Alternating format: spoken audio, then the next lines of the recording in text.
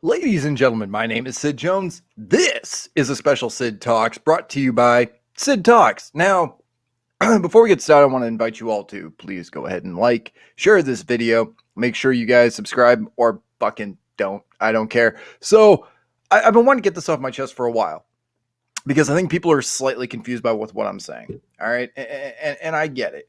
I get it. You know, people assume that I'm shitting on Juggalos, I'm shitting on ICP. I'm simply stating facts, and I'm stating facts about the punk rock scene as well.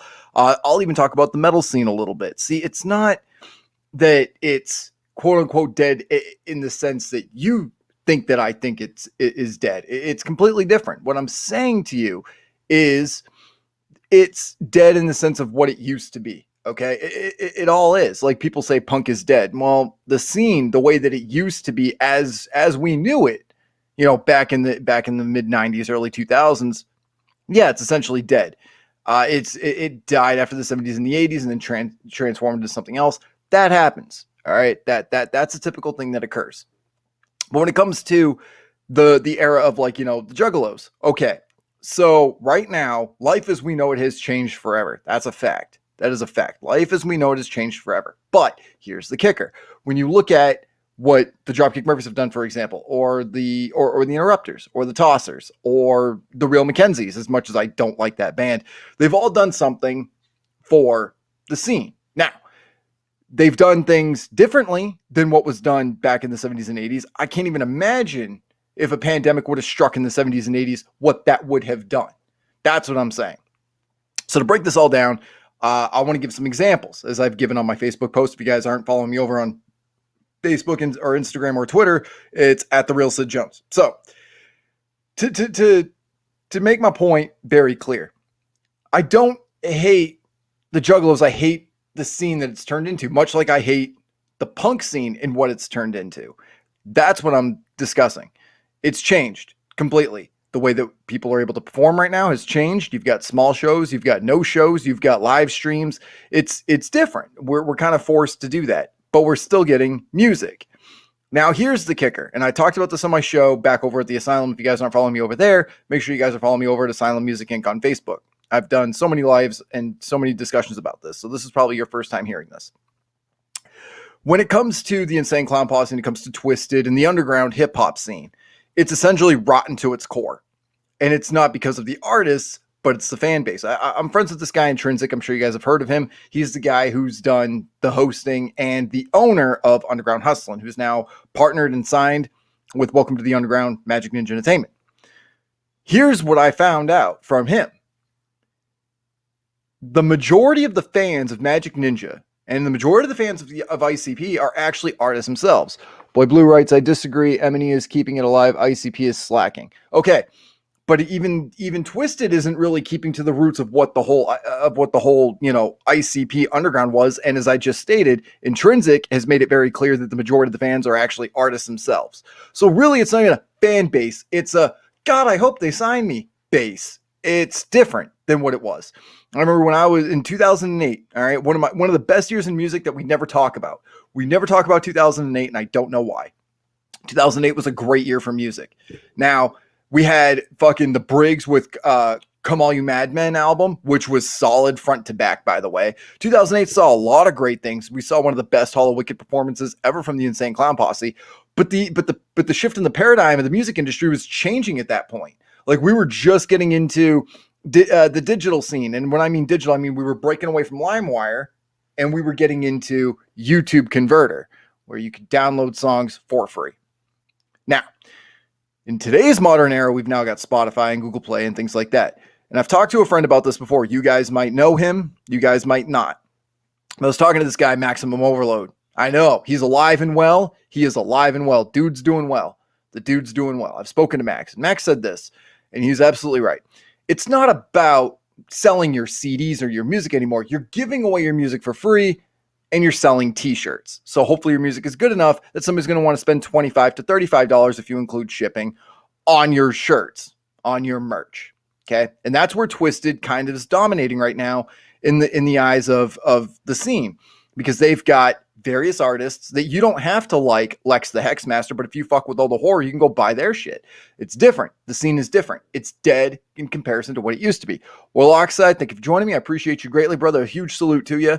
I think Warlockside could back me on this. ICP was big in the merch game back in the day. ICP was big on their concerts. ICP was doing tours, doing the gatherings, and there's nothing bigger than the gathering. I talked to a friend about this a while back.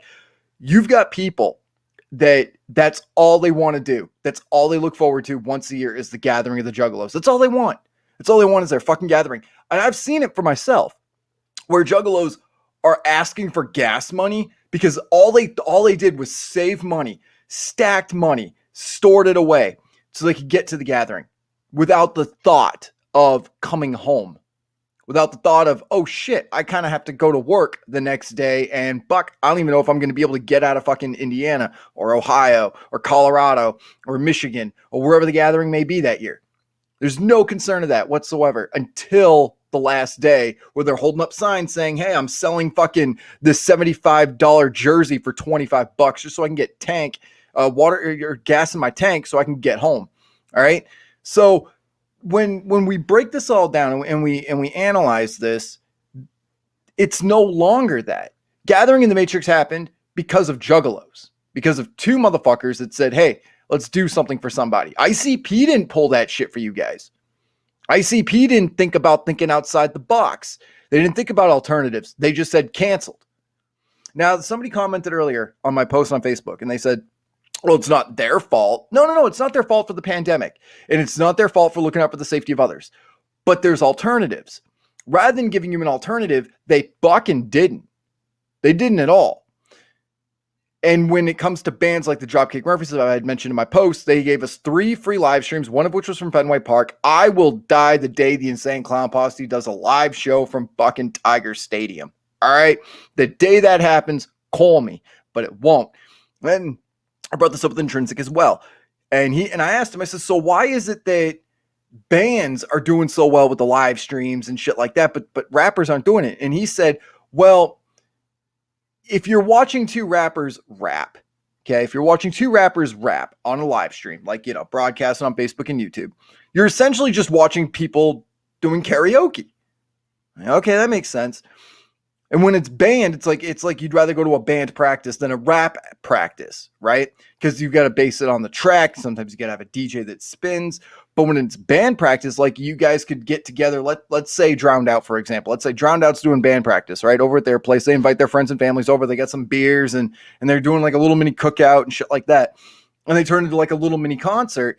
And they're like, hey, guys, you guys know Freebird? And they just start playing Freebird and they start playing like other songs. It turns into like a mini concert. No matter how you splice it, that's how it turns into.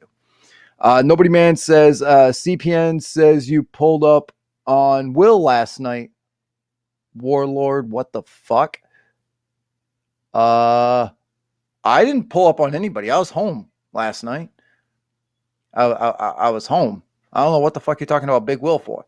Anyways, back to what I was saying. And actually, no. I scratched that. Nobody Man actually brought up a good point as to what I'm saying about the Juggalo scene, much like with the punk scene. So what is a scene versus culture? That's a good question. There's people that'll tell you you're not a real Juggalo because of XYZ. You've got people that'll tell you you're not a real punk rocker because of XYZ. They've got their own little ground rules and they abide by those. Now, we talked about this fucking 5 years ago, all right, on this channel. So when this occurred years back, and I brought this up, people got pissed, but it's true. When you sit there and say, Sid Jones, you're not a Juggalo because of XYZ, listen, in the day and age where you can identify as a fucking toad if you want to, you don't have the right to sit there and claim what somebody else is. But if you do, then I have that same right to claim what you are, which mainly is cunt, is what I'm going to refer to you as. And I'm allowed to say that because my channel's not monetized anyways. I got the notification. It basically said, fuck you, Sid, you're never going to get monetized ever. And I says, fuck you, I got Cash App. So anyway, when this whole thing, came to fruition where the scene was, you wore the same fucking shirt. You got bullied in school for listening to the same music, for wearing the same gear, for having a Hatchet Man around your neck, for having a Hatchet Man tattoo. You lost your job because of a Hatchet Man tattoo and da-da-da-da. So you guys kind of came together. Now look at y'all. Now look at the Juggalo scene. Okay. East Sider writes, Big Will was probably hanging with Crimson X. I haven't heard that name in forever since Dr. Phil. So anyway, is Dr. Phil even still a show? I know he's doing like a true crime podcast. Anyways, so let's take this whole Big Will situation that I'm not fucking made aware of, that I don't really care about, honestly. You look at the split and the divide in the Juggalo scene. Okay, let's take the Bend the Boy as the Child's Play Ninja, the Twisted and the ICP camps. Let's look at this divide. Okay, the punk scene is no different. I'm here to tell you that it's no different. It's split right now, and mainly because of politics and socioeconomics and identifications and transgenders and gay pride and whatever the fuck. I don't know what gay pride had to do with the punk rock scene, but it's there. And apparently, if you're not down with their cause, then you're not a punk. And I'm like, listen, I was in the punk rock scene before you fuckers came around. All right. I was in the Juggalo scene prior to a lot of Juggalos. To a lot of the Juggalos now, anyway. I was in that scene, and it was different. It was very welcoming. All right. So when you look at the battlefield that is now the counterculture, and you look at it, it's not a scene anymore. Okay. I told you, I've seen brawls at Ballas and at post show, or not Ballas. I'm sorry. Mighty Death Pop. Post Mighty Death Pop show at the Palladium in Massachusetts. Okay. I'm sorry for the Ballas comment. I left the building and just a brawl out in the parking lot, blood everywhere, people beaten and battered. I'm like, cops are fucking rolling in, sirens are going, and I'm like, what the fuck happened? This happens at a lot of shows. When you get people, doesn't matter if you're a Juggalo, black, white, it doesn't matter if you're a punk rocker or a metalhead.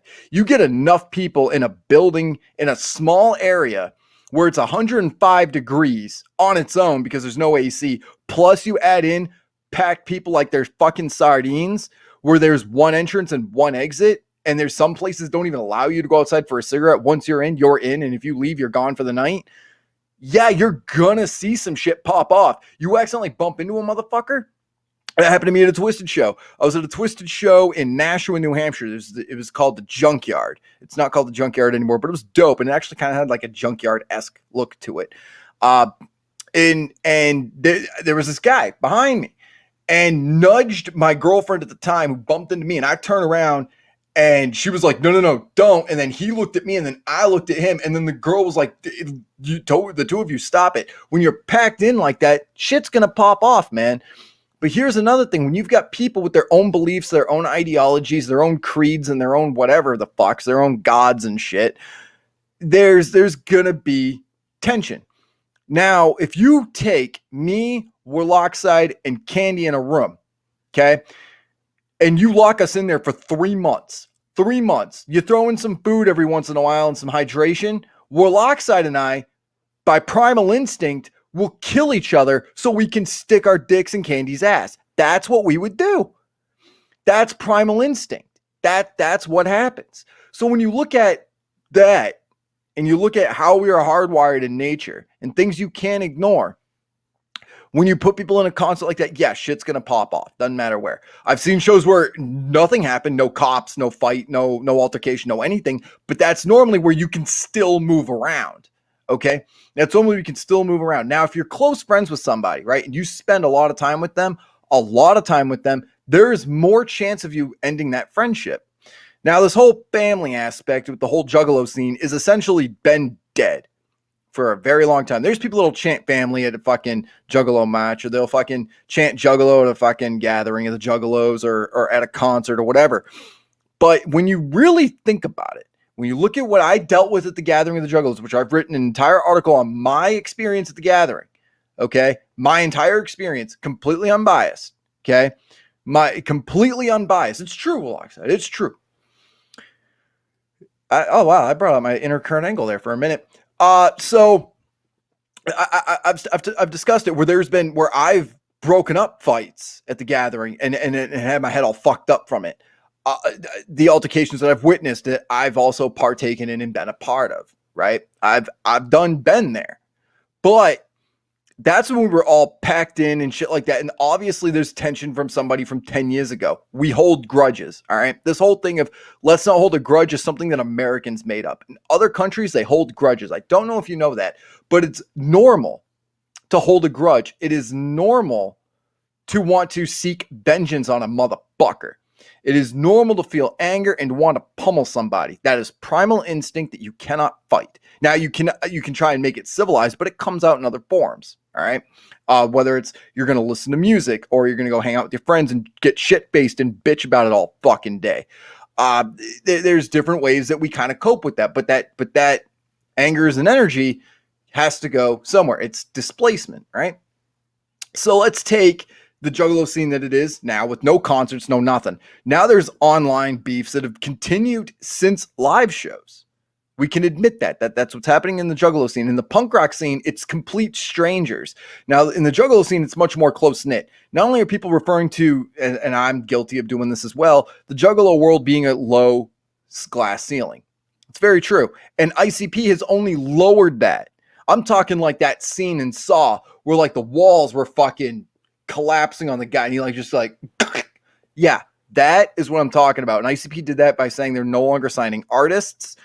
They aren't going to run as a typical record label, but there's no sistering artist, no sistering label other than Twisted. But there's the majority of the Juggalos out there that are pissed off at Twisted right now. So I ask you this question. If Psychopathic is done signing artists, who takes that torch? Now, this is something I also discussed.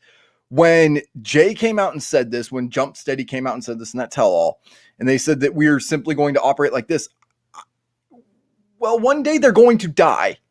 All right? I don't know from what, but one day Shaggy, Two Dope, and Violent J will die. All right? So let's say tomorrow, God forbid, they get into a train wreck, okay? And I won't even say they die. They're in critical condition and they're in a coma for 7 years. They're in a coma for 7 years. And the only person on there is Ouija Mac. What's Ouija Mac going to do? Instinctively, it's going to keep it thriving. Instinctively, it's going to be to put out music, do something for the clowns, put on a benefit show, go the whole nine. What's the first thing he does when he's booking that show? Co-headliners, people to be a part of that show. Instinctually, that's what he's going to do. We've all done it. The Asylum benefit show, anybody?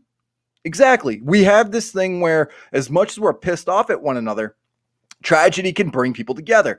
There are two things that bring family together, guaranteed: weddings and funerals, and both of them have a lot in common. Someone died that day. And if they're not physically dead, the person that you once knew is clinically dead.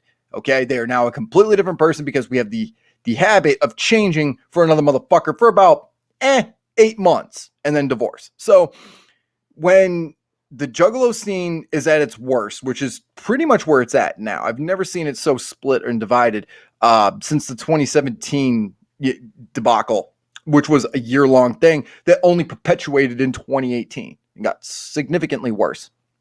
And now in this era where there's no concerts, no nothing, there's nothing to talk about. Now, another point I brought up is you've got people like Child's Play Ninja who they bank on news from Psychopathic. They bank on news from Twisted. They bank on news from MNE and all that.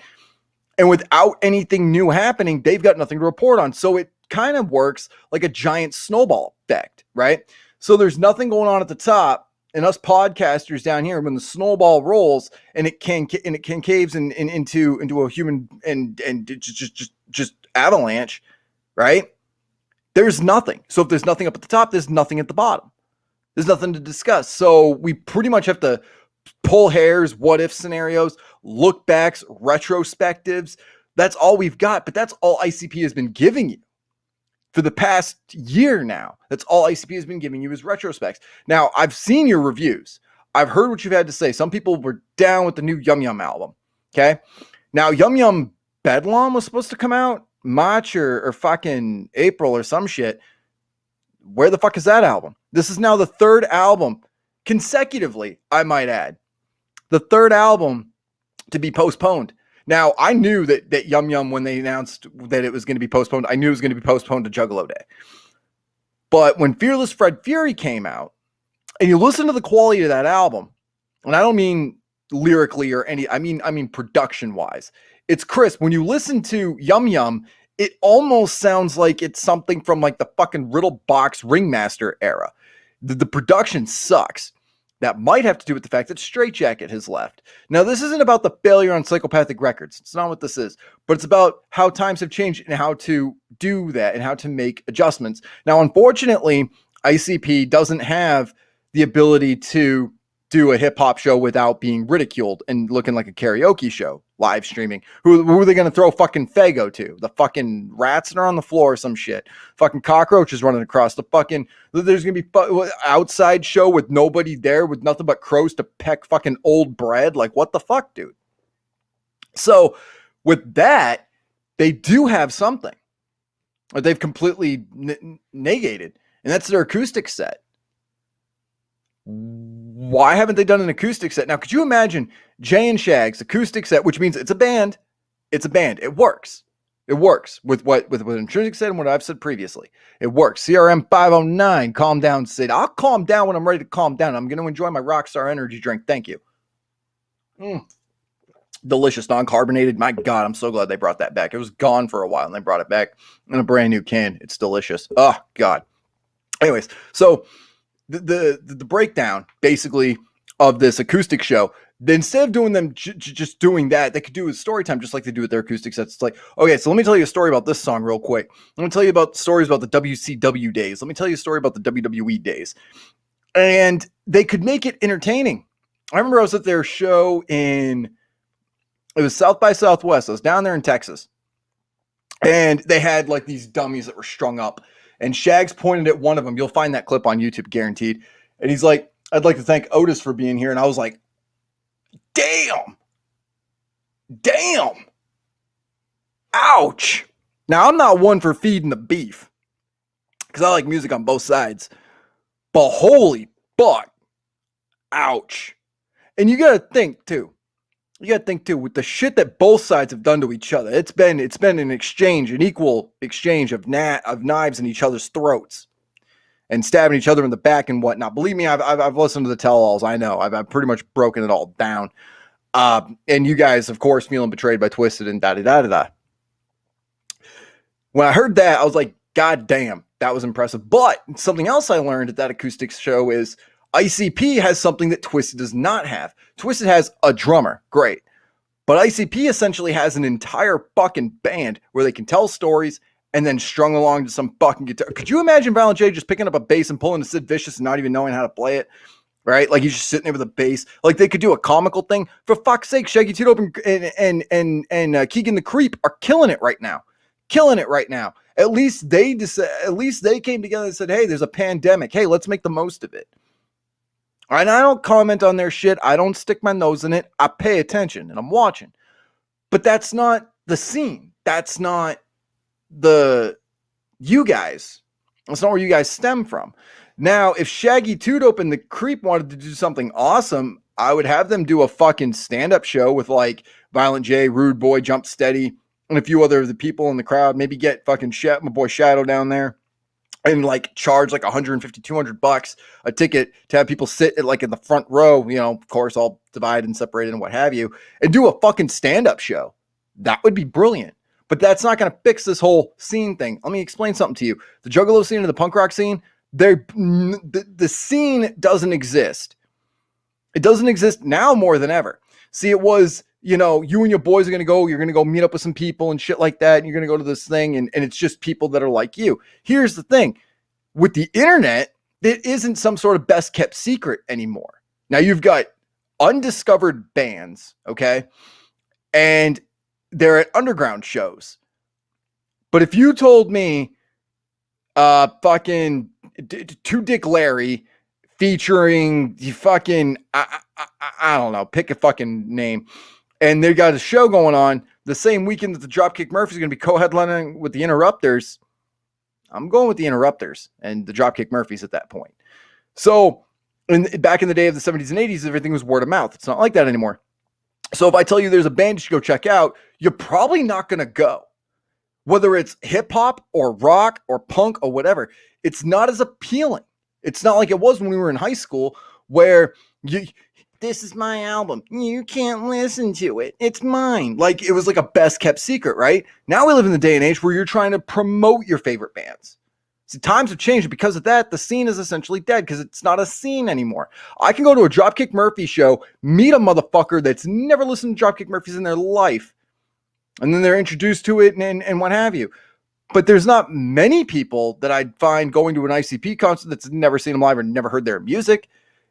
And essentially, it's a revolving door. The only people that really benefit are the people that are the fans of the show and the band. And of course, like, you know, the venue and like, you know, the fucking back of the curtain shit, because everyone's getting a cut. It's a payday. But it's no longer about like, all right, so this is ours that nobody else can have. That's what I mean by the scene is dead. It's no longer a scene, okay? It's now a culture of people. And you're trying to introduce your people into it. You're trying to bring your friends to concerts. Fuck, my mother would drop dead before she'd ever go to an ICP show. But I've managed to drag her to go see the Dropkick Murphys live with Blood or Whiskey and the Interrupters, which, by the way, was a solid show. Solid fucking show. Triple headliner. It was amazing. No openers, by the way. No openers. It was just those three bands. I miss shows like that.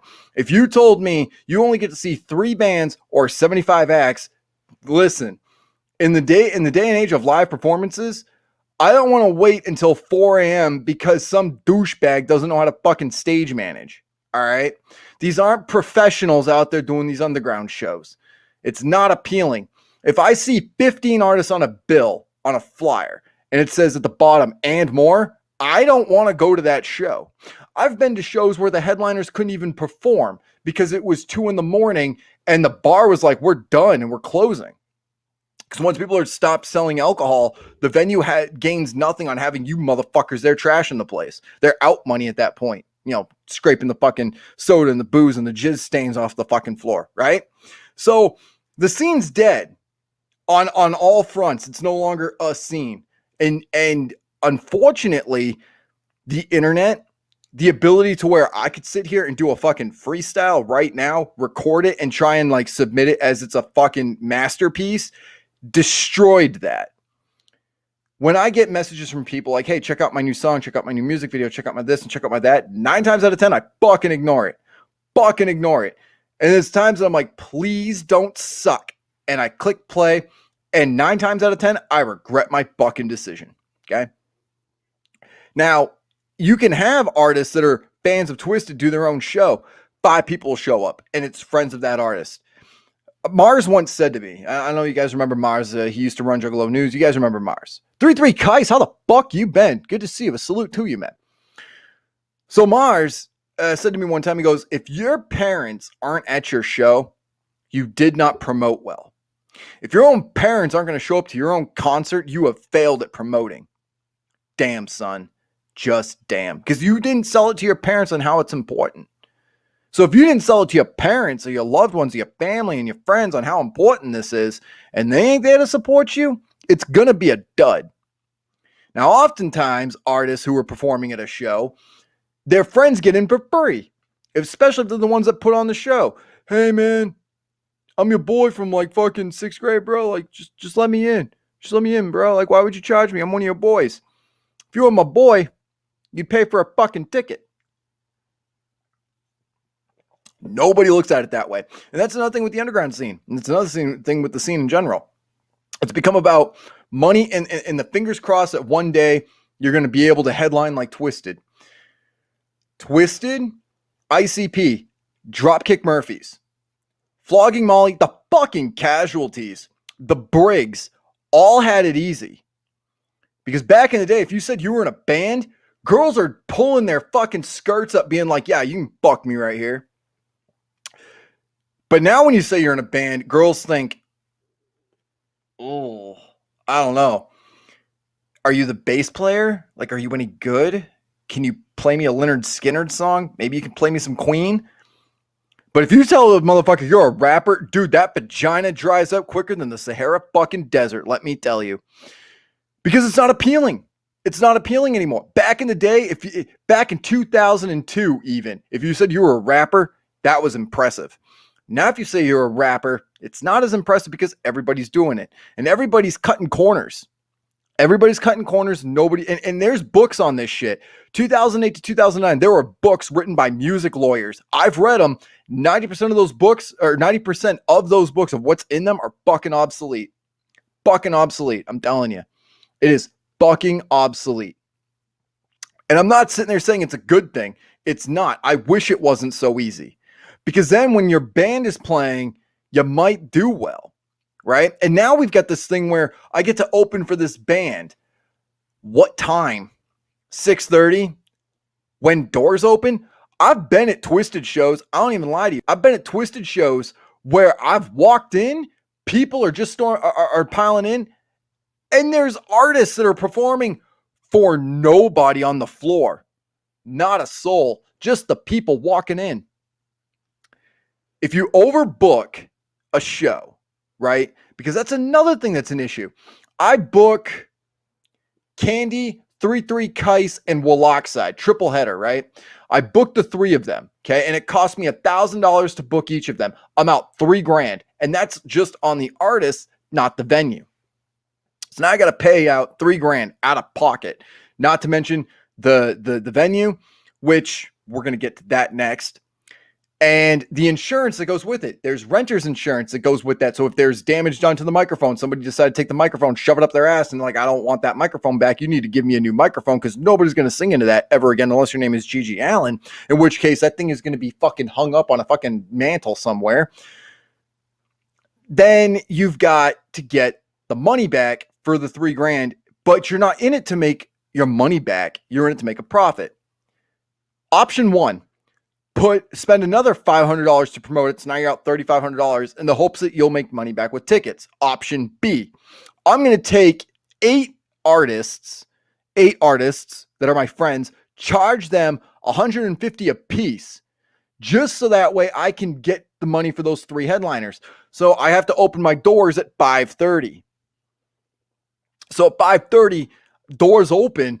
One of my artists is already playing, and it's somebody you're not even there to see. Here's the worst part. There's motherfuckers that catch on to this. Let's say I've done this 5, 6, 7, 10 times. And they're like, okay, so it's the same fucking 8 people that I saw last time, none of which are worth seeing live. I'm just going to go the fuck ahead and just wait until the fucking second to last act. And then I'll roll in and then fucking hand them my ticket. That's what people are starting to do now. So remember, it's not just about you anymore. It's now your audience and all that shit. And that's no way to get signed. Because I'm going to tell you a little secret. It's a little tiny secret. Artists rarely give a fuck about your following. Is that 216 Zay in the building? Dude, fucking shouts to you, man. Thank you for inspiring this, by the way. This video actually technically brought to you by 216 Zay. He said, let's do a poll. And I said, I think people are misunderstanding what I'm saying. By ICP's done nothing. I'm saying what they could be doing to do more. Okay. And we've talked about it. I know you've probably missed it. So I'll catch you up here in a little bit. I'm on a roll here. But if you guys are interested, click the subscribe button. My cash app cash tag is Sid F and Jones. If you guys would like to make some donations, because this channel will never get monetized ever, but it will be 110% unfiltered and uncensored. I assure you of that. So now let's say that people have caught on to the fact that I'm running my shows like this. Artists don't give a fuck, rarely, on your following or anything like that. It's mainly your business style. Now, here's where it becomes a double-edged sword. I'm giving you guys like insider secrets here. I'm retiring in November, so I'm going to give you guys all of it, okay? I'm going to tell you guys the whole fucking shish kabang, all right? I could charge people for this. I could fucking charge, and instead, I'm giving it to you for fucking free. So pay attention. I think 216A might be able to have my back on this, okay? So artists look at how you conduct business. Let's say I'm a promoter that's been booking Twisted for fucking 5 years straight, every year without fail, and managed to book my own festival out of it. And my goal is to get signed. They're not going to sign me because I'm a money bag at that point. Now that's not no fault to Twisted. They know how the game works. So it's kind of like, I'm good at my job. Why would you promote me to a job that I would not be good at? Right? This ain't communism, it's capitalism. In communism, they tell you, hey, you're a brain surgeon. Dude, I can't even fix my deck. Whatever, you now repair brains. Makes no fucking sense. So why would they do that in the music industry? If you rock as a promoter and you're also an artist and these artists are making money off you, dog, they ain't going to sign you, because if they sign you, they're out money. They're taking a gamble. Bird in the hand is worth two in a woman's big bush. So Twisted would tell you you're trying to get signed, you've got a following, whatever. They'd probably tell you you're better off doing your own thing. Like, congrats, you've got your own fucking festival. They're guaranteed to book every fucking year, right? Fucking people show up, we sell merch, we make money, and you pay us to be here, and hopefully you're making money at the fucking doors, at the fucking gates, or whatever the fuck. You're not going to get signed. So even if you do a damn good job, that's not a promise that you'll ever get signed. Okay? So when I say the scene is dead, Zay, and this is what I was saying, when I say the scene is dead, I mean that the way that it was is dead. Now, there isn't really a scene anymore. It's really a culture. And my example was people aren't going to shows or won't be going to shows because they're fiending for a concert. They're going to go and see their first favorite band that gets to play. Now, check this out. Rammstein's guaranteed playing a show in Chicago, apparently. Okay. Is that concert worth it? Because when concerts open up, it's going to be huge. Sold out shows, but it's going to be a bid on who you're going to go see. It's been a rough year. Not a lot of people are making money. We got 2 or 3 bailouts. One of them was like $400 or some stupid shit. So really, a lot of people don't have the money. They get one concert and they got to pick very carefully who they're going to go see, right? Now, ICP's already canceled the Gathering this year from what I've been told. Now, when I Google it, it gave me 2 different locations. Because when I Googled it the one time, it said it's going to be out in some fucking place. Somebody told me Colorado. And the second time I did it, they said it was going to be right back in Indiana. And I'm like, please don't buck this hill. Am I right? Like, buck this hill. I don't want a Gathering there again. Jesus Christ. I get it. I know that place like the back of my hand. But if I'm going to be gathering, I would like to see a new location. I'd like to see another fucking pine tree that I haven't already seen for fucking 4 days straight, right? Like, I want a change of scenery. So that gets canceled, let's say. I can't confirm it, right? That it's been officially canceled, but let's say it is canceled. There's got to be an alternative. Now, last year, we were given the Gathering in the Matrix from Juggalos. How come ICP didn't pull this off? How come Psychopathic didn't pull this off? How come it was up to the Juggalos? Now, because let's say that they didn't. Let's say these Juggalos did not do that, okay? Let's say they didn't give us Gathering in the Matrix. We would have had fuck all. Now, let's say they don't do it this year. You've got fuck all, right? What Psychopathic should be doing to keep everything going is what the Dropkick Murphys have been doing, including playing live from fucking Fenway Park. Yeah, I get it. They came out with an album. Did they give you a live acoustic set where they gave you their fucking version of Freebird and butchered the lyrics on purpose because it would be fucking hilarious? 2 clowns. 2 clowns. Stand-up comedy, anybody? Fucking gags, skits, fucking shticks, fucking something? No, it's all on their fucking Patreon. I have given Dropkick Murphys money. Okay, so I bought a t-shirt. The way I was seeing it is, if I wasn't getting fuck all from Dropkick Murphys, I probably wouldn't have bought a fucking shirt. It's my way of fucking saying, hey, thanks for the fucking 3 free concerts and a fucking album, but I don't buy CDs like I used to. So I'm just going to go ahead and grab this fucking t-shirt, which, by the way, you're going to get more out of that than you are your fucking CD any fucking ways. So I'm just going to go ahead and take that and we're good to go. Like, that's my thank you, right? There's an exchange there. I got fucking Yum Yum, whatever the fuck, Yum Yum Lure or something, and it was subpar, and I saw the merch for it, and I'm like, dude, I could make something like that on fucking Teespring. And that's another thing. As I said earlier, Zay, it's not what it used to be. Now, back in the day, you were trying to sell your CDs, sell your singles, sell your fucking EPs and shit like that, right? That was your whole shtick. But now you're giving music essentially away for free or cheap, so you can, because I remember CDs were like $25, $26. Now I can go turn up that dial for $11.99. I would have killed 5 motherfuckers back in the day if it meant that I could get a CD for less than $12. Are you shitting me? So the game's changed.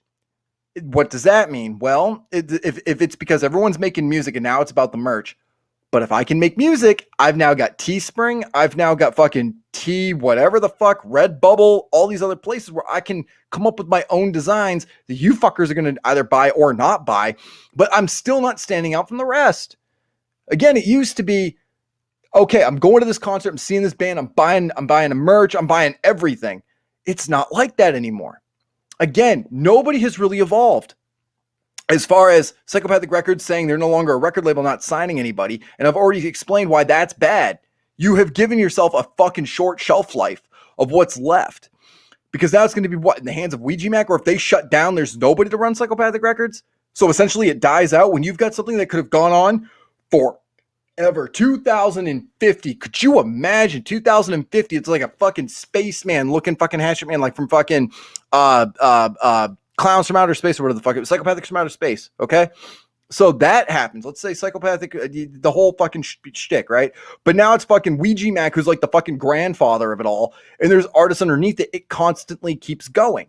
My guess is Jay doesn't want to do that for whatever fucking reason. My guess is because the music is subpar. He's probably listened to a lot of the Juggalo shit out there and went, no. That's a no for me. Maybe he's intimidated. I mean, that's another thing. Maybe Jay's intimidated. Now, I'm not going to sit here and say that. I'm not going to sit here and bash on Jay. I already know this guy's got social anxiety, and I've read the book. This dude has been fucking abused brutally as a kid, and unfortunately, you pay for that as an adult, and others have to pay for it too. Like, I'm not going to sit here and shit on Jay for the shit that he went through as a kid. All right. But yeah, see, okay, so $10 for a CD. But back in the day, it wasn't like that. But again, because everybody can do that, now you got to stand out. And now it's down to numbers. It's down to numbers you're following and who you get and whatnot. Back in the YouTube days, again, something that could have helped you get ahead. It wasn't like it is now. But because they put in more hoops, which is essentially what the algorithm game is, it's hoops you have to jump through. That's all it is. So when I say that the punk, that it's more dead than the punk, I said punk, not the punk scene. I said punk. Because I don't believe that punk is dead. It's alive and well. You've got Drowned Out. Fucking Green Jelly is coming out with a fucking, or Green Jelly, they're coming out with a fucking, with the new album. It's already out. They gave it away for free. They're doing concerts. They've got their own shit going on. They're from fucking Canada. So when I say that punk is dead, I disagree entirely. But the way that the punk scene was is essentially dead. Now with the Juggalo scene, the way that it's split, and ICP making that critical error in saying that they are not going to run as a record label anymore, what they should have done is fucking liquidated like the fucking assets that they don't need anymore. Because really what you need for a record label is an A&R department. I think Zay can back me on that too. All you really need right now is an A&R department. I take 216 Zay, right?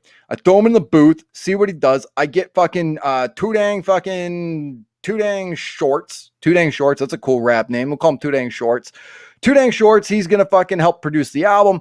Album comes out. He says, I want this for the graphic art. I make fucking Two Dick Larry. He's going to fucking print out the fucking cover for it. Bam. Distribute it out. And because I've cut a deal with fucking Universal with Sony or partners of Sony or whatever the fuck for distribution, it gets to be in stores. It's going to cost me a little bit more, but whatever. Or I can sell it straight from online, fucking print made to order. There's fucking Kunaki out there where you can get your own CDs made to order. So you buy your CDs at $1.15 a piece, flip them for $10. Bam. That's something you can do too. But again, you're not guaranteed that fan base. So let's say 216A opens for ICP, right? 216A opens for IC fucking P. He gets the opportunity to sell his merch, to get fans, to do something really cool with his stage set. This is where people fuck up. Again, 216A, say it with me, brother. This is where people fuck up. Because nobody puts work into their stage acts anymore. I've seen it. It looks like two dudes doing karaoke. But if 216A is up there with fucking like a fireball that occasionally like fucking rockets out from the fucking side, fucking banner that drops down and like changes color and shit, fucking people like, wow, bright colors, because people are that fucking small-minded now. To say that pairs with their attention span is an understatement. And Zay fucking does this just dope ass performance. He got and like out from the corner comes this chick, fucking short skirt, fucking beautiful top. She's got like glitter, like hints of glitter. She's not like covered in it like a fucking, I don't know, but she's got like, you know, specks of glitter. She just glistens under those lights, and she just comes out and fucking hits her line perfectly, and it turns into like a little fucking like a mini carnival thing on that stage somehow, some way, without doing the whole Fago shtick. People would probably go and buy his merch.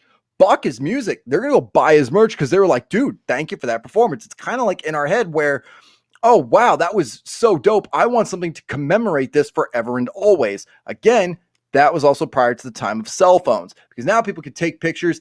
And if Zay goes out into the crowd, and this is where I actually agree with ICP and Violent J on something, I know. And I get to walk up with Zay and just like get a picture with him, right? Well, I might be less inclined to want to buy his t-shirt.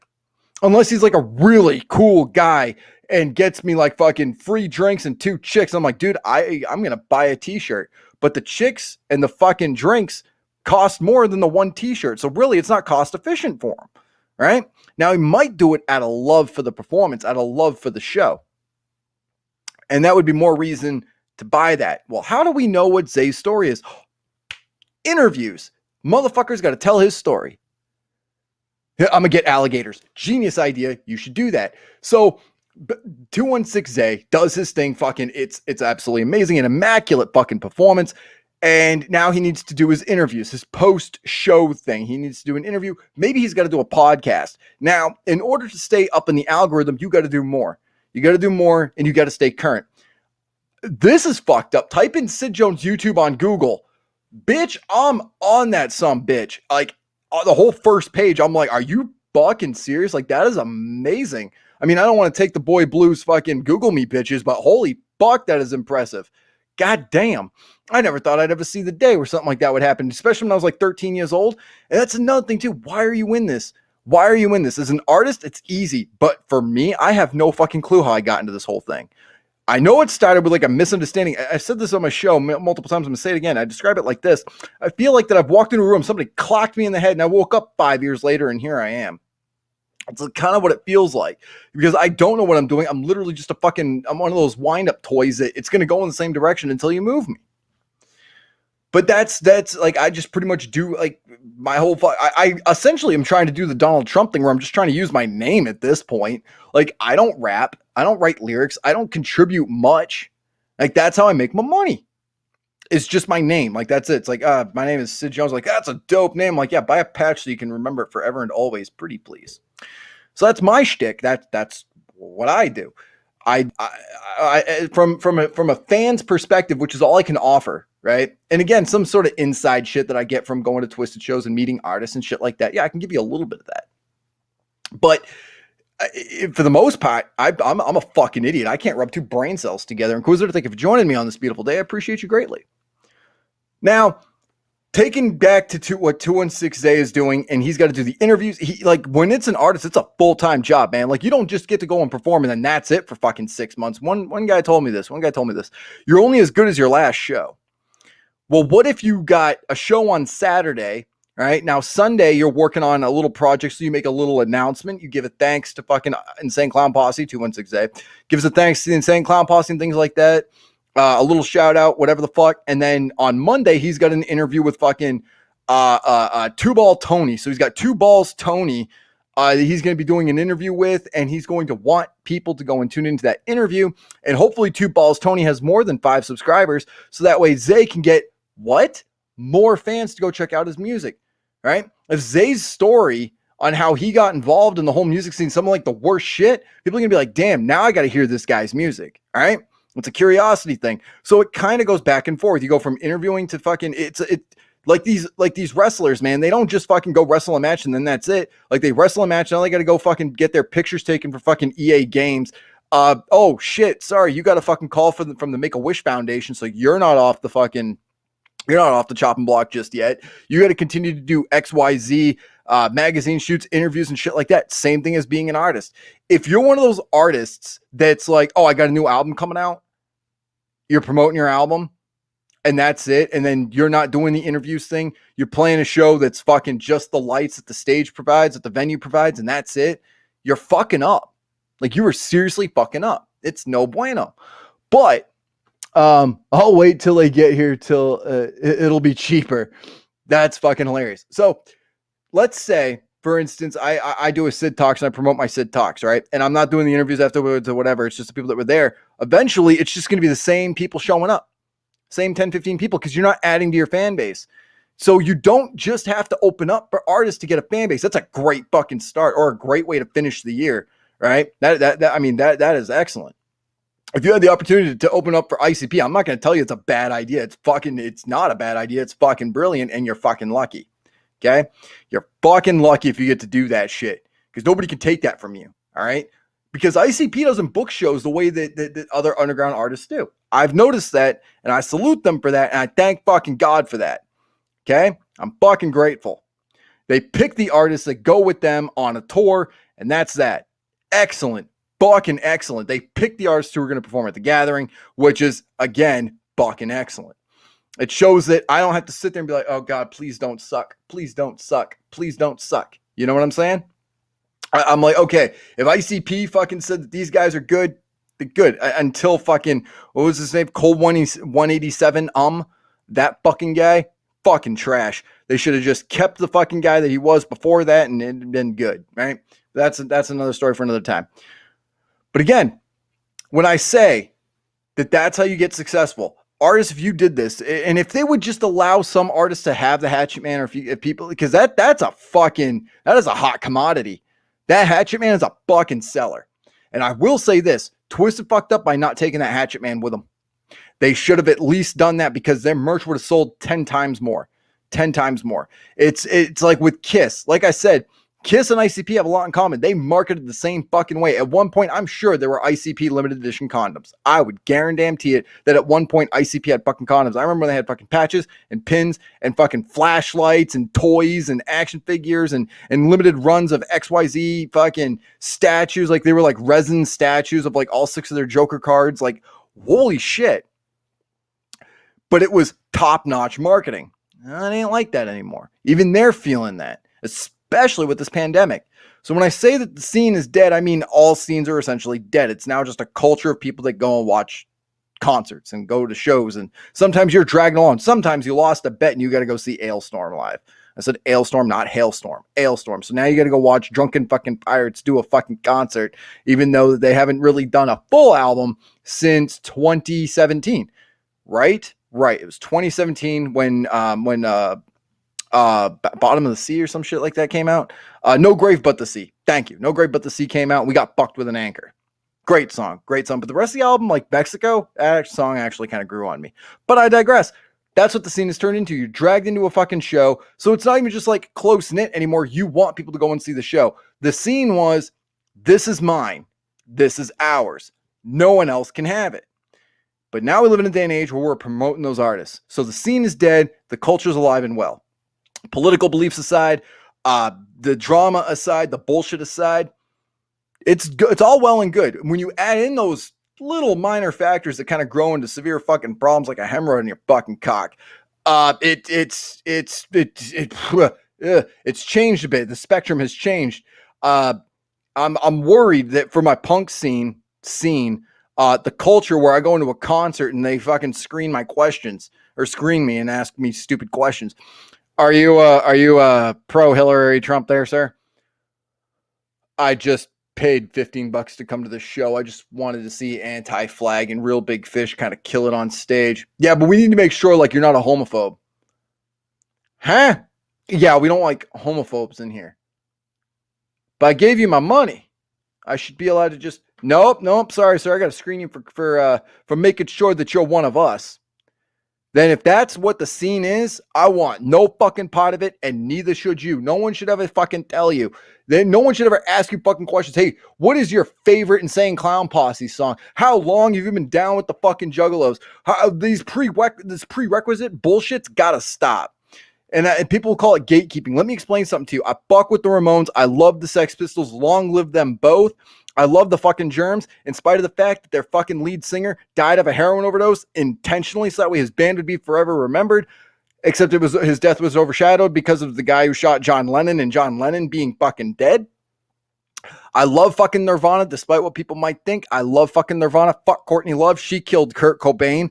I'll sit there and rock the fuck out with the Dropkick Murphys. Long live David fucking Bowie. I'm a Jimi Hendrix guy. I like the music that I like. I fuck with Guns N' Roses. I fuck with fucking Warrant. All right? I'll say it. I like Warrant. Okay? I like the music that I like. If you don't like it, you don't have to. But the scene should have always been about this. Us being together in unity. Compromise. Hey, fuck this band. Hey, I'm actually here to see this band. Oh, wow.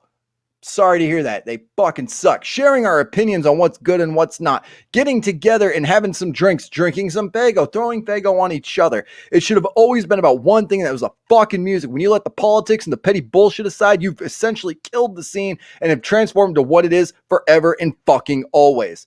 It's not on everybody. It's not on everybody, and unfortunately, there is no coming back from that. Much like the pandemic changing everything forever, that mentality, that ideology, that form of gatekeeping has ruined it forever and always. And for that, I sincerely apologize. But by us not stopping it, preventing it, unfortunately, this is what's happened. And again, I'm not going to sit there and shit on your scene. I'm not going to sit there and say you're all fucking trash. I'm not going to say you're all fucking garbage. Brooklyn Menace, thank you for being here. I appreciate you greatly. I'm not going to sit here and tell you don't listen to that music, don't like this, and don't like that. I'm simply saying from my perspective what ICP has fallen short of doing, how they can fix it, how I think it'd be fucking awesome. I'm rooting for them, goddammit. I'm giving them fucking criticism, okay? I'm not sitting here bashing on Juggalos, bashing on your scene. I'm sitting here saying it's fucking dead. The punk scene is fucking dead. It is now a fucking culture, and that's that. You can like it or not, but this is not me sitting there saying, fuck you. I'm saying ICP could do better. I'd expect more from somebody who's been around for 30 plus years, fucking hustling and doing their shit. Stop rolling over on your fucking backs with your bellies to the sky and get up and do something. You're doing strictly just Patreon shit. Doing shit just to fucking make money is bullshit. The Dropkick Murphys have given away shit for fucking free. Shit for fucking free. They have done fucking 3 concerts for free. They have put on, they have innovated. They're like, hey, people are getting sick of us probably playing inside of buildings, but we've only done the one fucking live stream show from fucking Boston, Massachusetts. Yeah, we need something bigger and better. How does Fenway fucking Park sound? Be innovative, creative, and exceed any and all expectations. And even if you're told no, or you can't fucking do it, you fucking can. I've seen it. 216A fucking killing it with his fucking performances. I have seen motherfuckers come together and rise up from the ashes and say, we are going to get shit done and shit done right. Now, if the artists aren't going to put out anything, podcasters also suffer.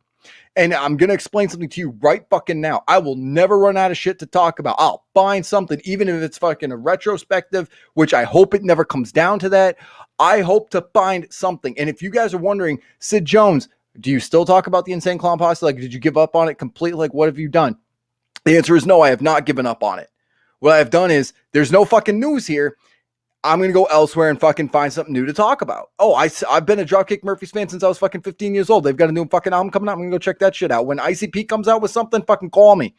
Fucking call me. I'm not going to sit here and say ICP's music is fucking shit. Not all their music is shit. Their recent album, fucking trash. And let me explain something to you. There's albums from the Dropkick Murphys I don't even like, and some of it's their older shit. I'll fucking say it. Gangs All Here was meh.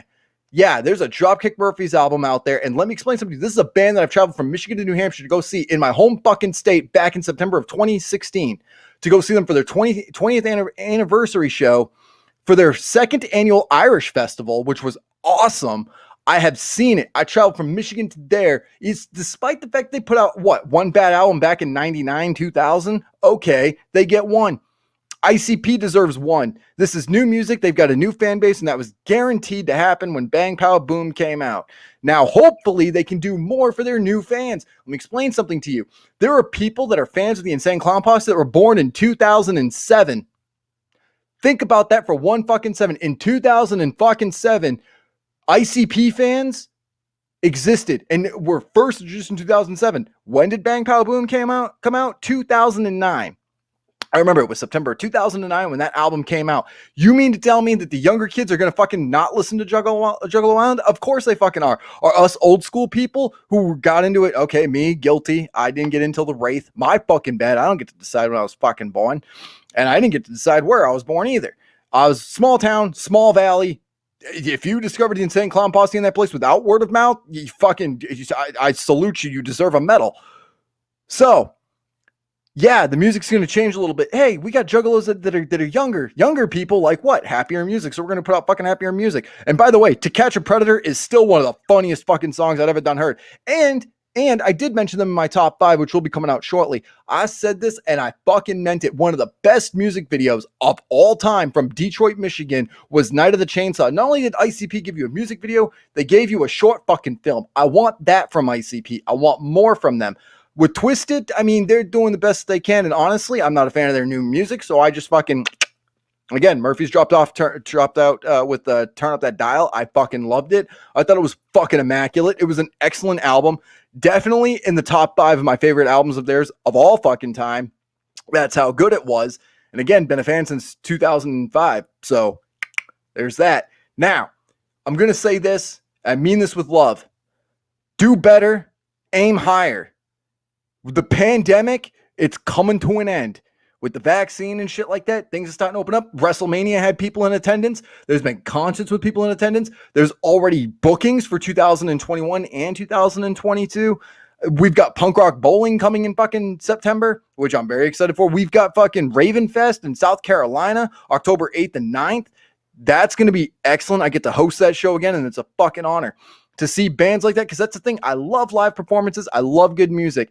The bands that I saw when I was hosting back in November at Raven Fest, the first one, 99% of them were fucking amazing. I would have paid the $10 to have been there for both days. I'd have done it in a heartbeat. No problem. I would have done it. No problem. Hell, if I'm hosting this year, I might even throw in some fucking money. What I did is I bought merch from people, which a lot of it was gifted. I got a patch from them.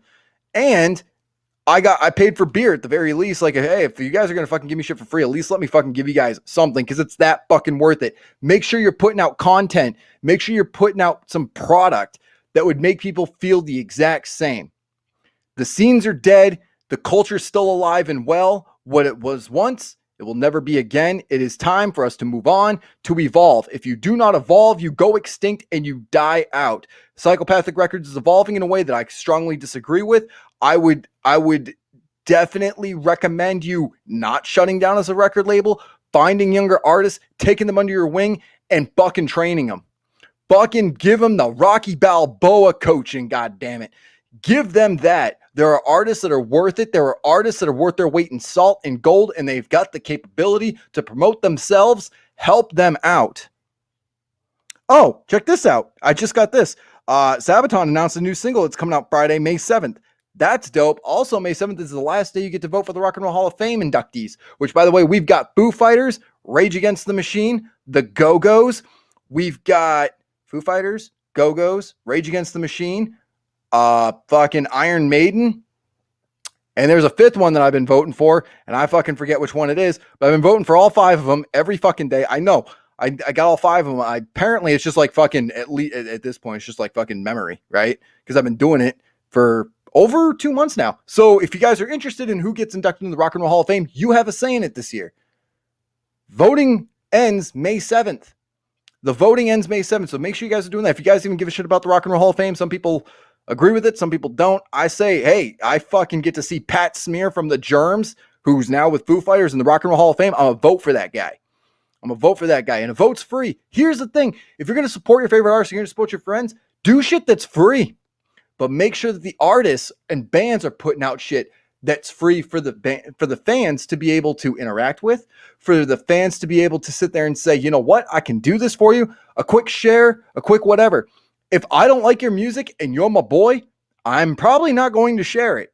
And if I do share it, I'm taking a shower afterwards, because I really think that was a bad idea. I love each and every one of you. You guys are the shit. Whether you love my show, whether you hate my show, whether you want to cut off my hatchet, man, it don't fucking matter to me. I've been doing this now for 5 years. You believe that shit? 5 years already. I think I've pretty much grown a spine and a fucking thick hide. And I'm going to tell you this right fucking now. Whether you're down with Red, whether you're down with fucking Twisted, whether you're down with fucking Oh the Horror, ICP, Ouija Mac, Big Hoodoo, don't give a damn. Support your artists. Support your local artists that are good. This whole support local artists because they're local is horseshit. There's bands out there that are fucking huge that I can't fucking, like, I'm not a Led Zeppelin guy. I'll admit that. Led Zeppelin's not my favorite band of all time. That's a fact. I'm just not a fan. But I'm not going to give them any of my money.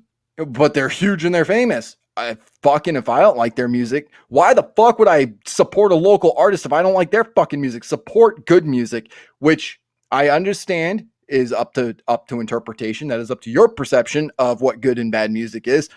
But go fucking support it. If you like it, go do that. But if they're not doing fuck all for you and you're doing it just for the sake of their reputation, fine. That is your right to do so. But I don't do that. It is my fucking dollar. Until you guys cash at me and say, by the way, here's $10. This is what you have to do with that $10. The fucking no, I'm gonna spend my Sid Jones dollars, my Sid Jones money on whoever the fuck that I want, when I want, and how I want to. If I'm gonna go get hookers and cocaine, I'm gonna get hookers and cocaine. That's how I'm gonna spend my money. So do what's right for your fans. And to the fans, do what's right for your favorite bands, for your favorite artists. Make the culture great again. Make music great again. It starts with the fans. But for the fans to be able to do something, the bands have got to put fucking out. Stop worrying about the algorithm game. Start small, get big. We can use word of mouth again. We can do that. Stop wasting money on flyers and business cards. It's all digital now. Focus on that. Go to somebody. You want my advice? Fuck that. Go talk to 216-Zay. People like that know how to play the game. People like that know what's going on. People like that know what's happening. I hope there's a gathering in the Matrix. I hope the Juggalos keep holding it down, because if it ain't for the fucking Juggalos and the people that are taking that step, Psychopathic ain't doing it. It's up to you guys to keep the culture going. As I've said, we're gonna have to get rid of this music is precious to me, which I'm pretty sure is dead anyway. We're gonna have to get rid of our old mentalities, our old ideologies in order for this to happen. So before you guys think you're shitting on the scene again, I'm not. I'm giving you a fucking pep talk. I love you guys. You guys are the shit. If you ain't down with this, fuck what you think. I'm going to catch you guys on the next one. Say goodnight to the bad fucking guy. Make sure you guys click, like, share, and subscribe. Much love.